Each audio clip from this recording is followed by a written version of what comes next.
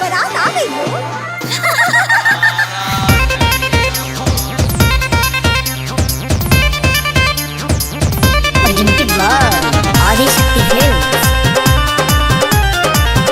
ऊंचे दुआरिया के पीछे तारा बाजा बाहो। ऊंचे दुआरिया के पीछे तारा बाजा बाहो। अटकल मौरिया के झोझाए लाला।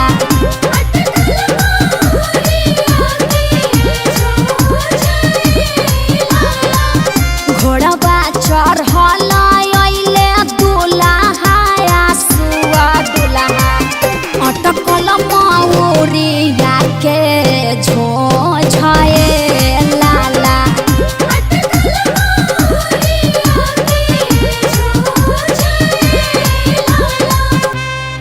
अरे ए भाई हई जोन बालकनिया में खाड़ होके गावतिया इ तोरे वाली नुहियो।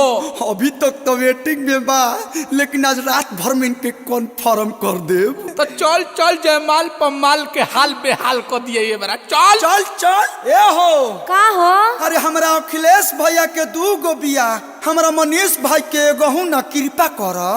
हाँ तो हम पूरा गांव के टेंडर ले ले बानी। हटा होने तनी दे द का? तनी दे द ए साली सहारा कर।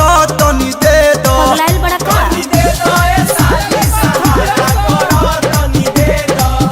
गरमी में आयो चॉकलेट लागली, चॉकलेट लागली, किशमिश लागली, बड़ा मीठ लागली। तनी दे दो का? तनी दे दो ये साली सहारा कर।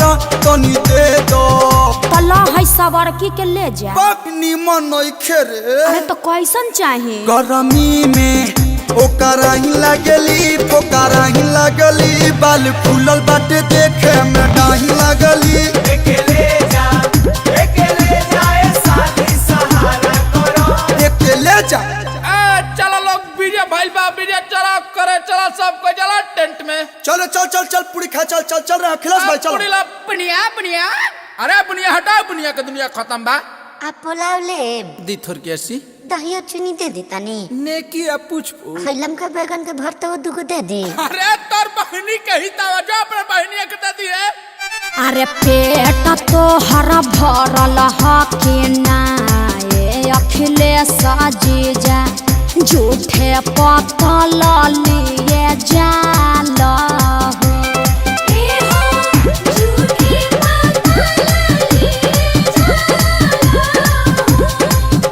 अरे कुकुरा के भके हम लबेदा चल बनी हो। काई कोई करत काहे जाल हो।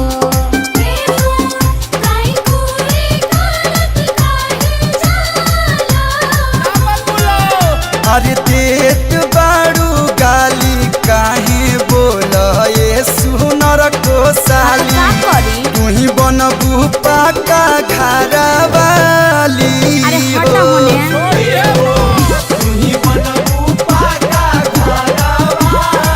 मुँह देखले बाड़ो अपन?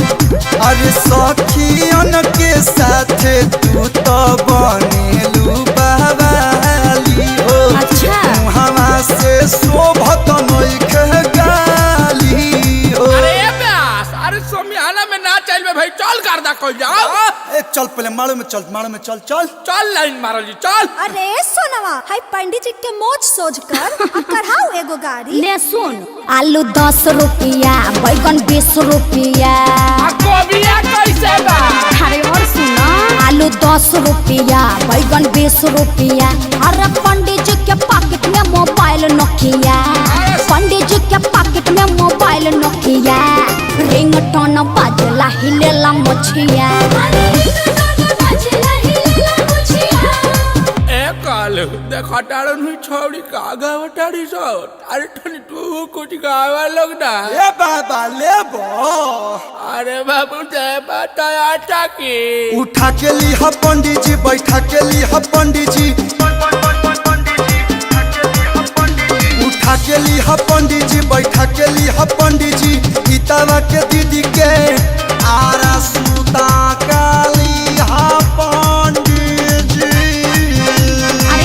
ली हन इनकर तो दांतों नहीं बाबा बुढ़ारी का बाघ है। आजू के रतिया बाबा जागल हो रही है, आजू घरवा चोरिया हो जाई है, सबरे संपतिया बाबा बची रे जाई है, गौरा बेटी चोरिया हो जाई है,